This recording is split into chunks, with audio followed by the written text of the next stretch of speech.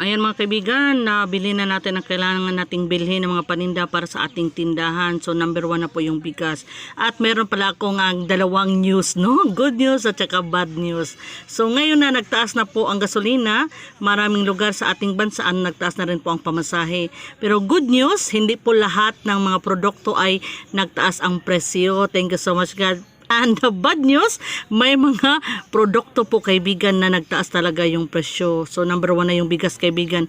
Ngayon mag-price update po tayo, no? Ano mga produkto ang nagtaas ang presyo sa pamilihang bayan, sa big supermarket at magkano po ang itinaas. So mag-latest price update po tayo sa mga produkto ngayon sa mga wholesalers, big supermarket, no?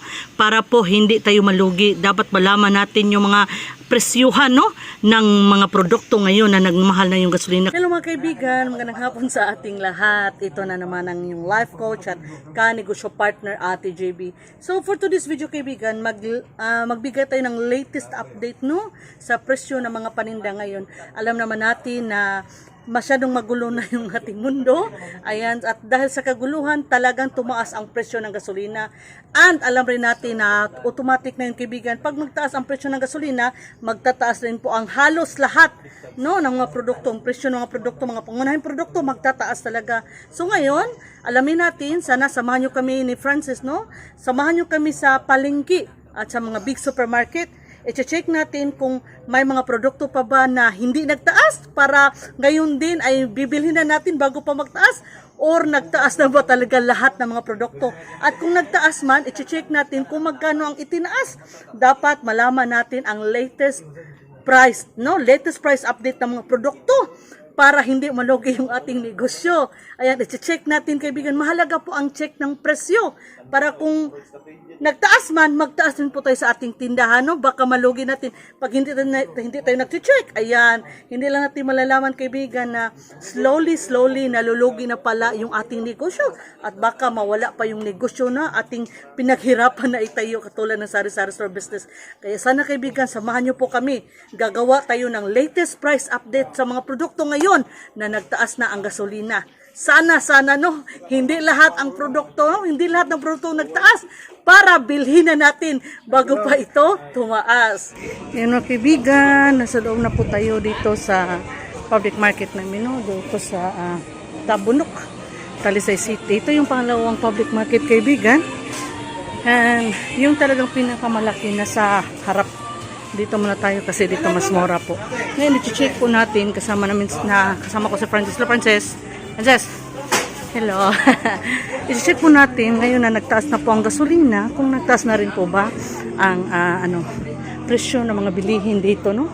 Sa merkado, sa mga wholesalers, sa mga suppliers. Unahin po natin yung mga lamas sa Bisaya, mga spices, no? Yan. Tingnan natin yung mga sibuyas, bawang, luya. Yan. So dito tayo kaibigan.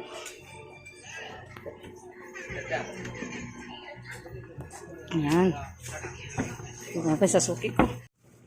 Ayan mga kaibigan, narito na tayo sa suki natin, no, na nagbibinta ng mga spices. Ayan. So far so good kaibigan. Ni isa sa mga spices na ito kaibigan ay wala pong nagtaas ang presyo. Same pa rin po. Thank you so much God. Masaya tayo, no?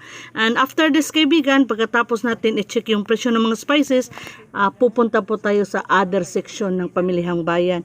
I-check natin yung mga itlog, mga asukal, yung mga tuyo, yung mga pangunahing produkto kaibigan, no? Kung nagtaas ba or hindi.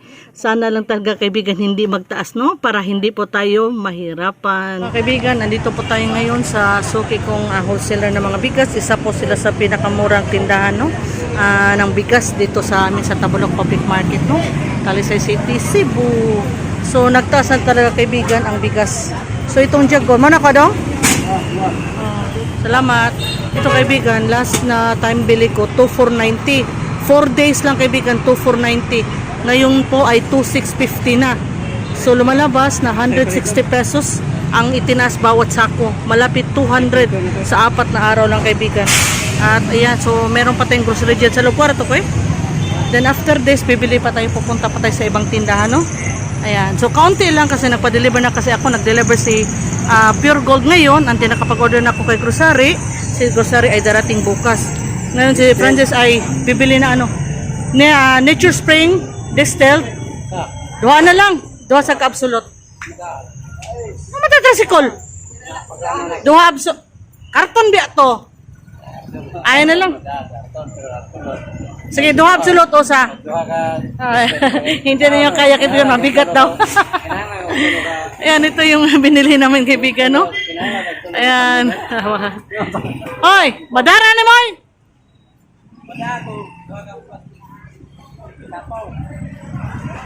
Balik ka! Duha Nature Spring, duha Absolute. Sabi ni Francis, hindi na nyo makaya kaibigan, mabigat to yung tubig, no? 2 6 liters at saka 2 10 liters. Ngayon habang siya ay nasa doon sa 360 Pharmacy, kasi doon ako bumibili ng distilled water. Hindi naman siya mura, pero gusto ko doon kasi aircon, no? Kasi masama kasi yung tubig pag nainitan, no? Hindi na maganda yung taste at hindi na rin good sa health. So ito kaibigan, no? Nakabili na tayo ng bigas and after this, mag-arkila tayo ng tricycle. Ayan, si Francis ay doon, bumili ng tubig. Yan mga kaibigan, hinihintay ko si Francis habang tayo nagbabantay dito sa ating binili ng mga bigas at ibang produkto. Ay, andito na pala si Francis. Mabigat? Yan, ngayon magkukuha na po siya ng tricycle. Mali sa Tagalsa, no? Ayun, mabinta po ito sa tindahan ko kaibigan. So dati ito ay 70 plus lang po dati, 72, ngayon 80 na.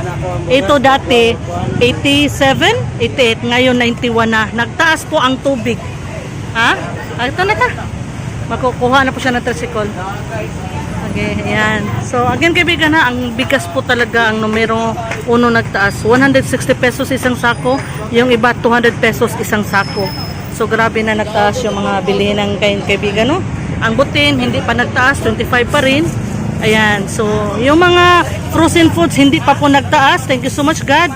Yung mga spices, yung mga sibuyas nasa ilalim po, hindi pa po yan nagtaas. Normal pa po ang presyo. Itong plastic kaibigan, no? Paggawa ng yelo, dati 190, 10 packs, isang rim, 190, ngayon 210. Nagtaas siya ng 20 pesos. So malaki talaga ang pagkakaiba ng mga presyo noon at ngayon kaibigan, no? Hindi lang sa ating sari-sari store, dito rin po sa Pamilyang Bayan, no? Sa mga big supermarket, sa mga wholesaler, suppliers ng ganito. Taas na talaga ang presyo mga kaibigan. Ayan mga kaibigan, dito na po yung tricycle. Kunin na natin yung ating pinamili, no? Pauwi na tayo. Thank you so much God. Lingkuran lang niya ko sa diha. Ang tubig, asa man yung butang ang tubig, masoda na yung tubig. Ayan mga kaibigan, layo lang na dong.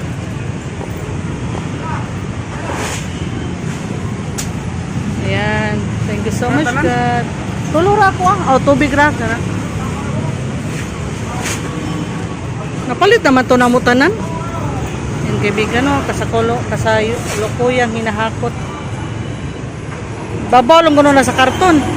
Mayroon pa kaibigan, no? Yung tatlo po yung binili natin sako. Yan. Yan mga kaibigan, pahabuli ka pa itan ako, di ba may biya? Si Francis maghanap ng Ari ko na ay.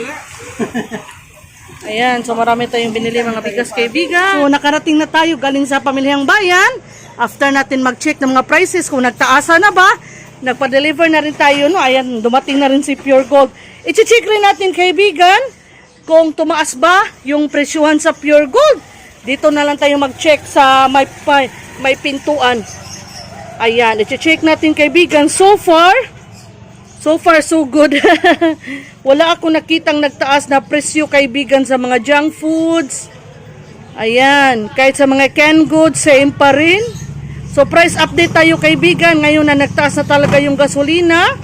Kahit sa mga liquor kaibigan, no? So wala pa nagtaas, hindi pa nagtaas sila kaibigan. Tingnan natin, oh. Ayan, mga junk foods, mga canned goods. Tingnan nyo naman, no? So sa Pure Gold kaibigan, ito yung na-notice ko sa mga sabon, hindi pa po sila nagtaas. Walang pagbabago. Thank you so much God. So katulad sa Pamilyang Bayan kaibigan, ang mga spices katulad ng sibuyas at saka yung mga bawang, luya, okay pa po ang presyo. So as of now, dalawa lang yung nakikita kung tumaas sa Pamilyang Bayan. At ito lang yung mantika at saka bigas. So ito mga bigas kaibigan, grabe ang pagtaas ng presyo. Ayan. So nakikita nyo naman no? ito 50 plus lang ang binta ko noon, ngayon 60. Ito 58, ngayon 60. Si Ivory 66 lang, ngayon 70. Si Ganador 68, ngayon 72. Si Mais 50 lang, ngayon 54. So dalawa lang po ang nagtaas ngayon as of March 18. March 17 pala yung namili kami nung ngayon ay March 18. Dalawa lang po ang nagtaas sa mga produkto. Mantika at saka bigas. So sana kaibigan, bumalik na sa dati, wala nang gyera, para naman hindi na magtaas ang iba pang produkto. So as of now, yung 1/4 na mantika ni Ate GB, na ang bintahan ko noon ay 27. Ngayon kaibigan, ang 1/4 ay 30 na po. 30 na. So ang punan noon nito ay 23, 22. Ngayon ang punan nito kaibigan ay 27 na. So 30 na ang 1/4 ni Ate GB. Again na price update. Kay Pure Gold, wala pa namang nagtaas. Salamat po Panginoon. And then, kay Grocery. Asa na ang resibo ko kay Grocery? Kasi si Ate GB ay nagpa-deliver kay Grocery. Yesterday, dumating. So, i-check natin si Grocery kahit sa mga, sorry, naubo na naman tayo, no? Kahit sa mga liquor, mga alak, hindi pa po nagtaas. Tingnan nyo, same pa po ang price. Yung sigarilyo, dati na itong nagtaas kaibigan no, na last 2-3 weeks ago, dati na yung nagtaas kaibigan. Pero ngayon na may gyera, so far, hindi pa naman nagtaas ulit. Ayan. So, kay Grocery at saka kay Pure Gold, thank you so much God, hindi pa nagtaas sila. Ayan. So, ikaw kaibigan, kung hindi pa nagtaas, anong gagawin mo? Ay, gamitin mo na yung pera mo. Yung savings mo, bumili ka na. Nahulog tuloy. Bumili ka naman na ng stocks. Bago pa magtaas na, baka kasi magtaas talaga kaibigan. Kaya nga itong ginagawa ko, kahit marami pa akong stocks dito sa tindahan, namimili, nag-grocery pa rin si Ate GB. Kasi inunahan ko na. Baka kasi magtaas, kasi nagtaas yung gasolina, baka susunod yung ibang produkto, ay sumunod na nga yung bigas at saka mantika. At saka ito, tingnan nyo no. Kahit marami pa akong stocks, palagi pa rin ako nag-o-order.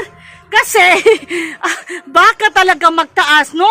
Mga lagpas 75% tataas kasi nga ang mahal na ng gasolina. Kaya ikaw kaibigan, wag mo nang hintayin na magtaas. Mag-stocks na sa iyong tindahan ha. Again, kaibigan, ito lang yung ating price update.